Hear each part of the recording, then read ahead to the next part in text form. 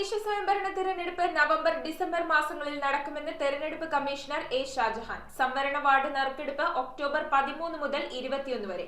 Ward സംവരണം നറുക്കെടുപ്പിലൂടെ നിശ്ചയിക്കാൻ അധികാരപ്പെടുത്തിയിട്ടുള്ള ജില്ലാ കളക്ടറുടെ യോഗത്തിലാണ് കമ്മീഷണർ തീയതികൾ വ്യക്തമാക്കിയത്.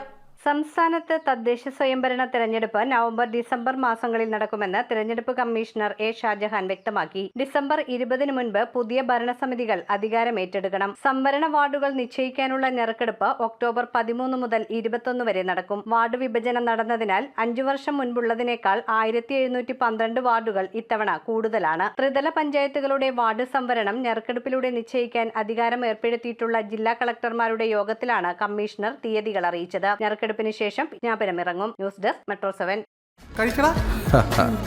ആരും വീണുപോകും. The Salt Restaurant, Thoppumpady, Kakkanad and Panampilly Nagar.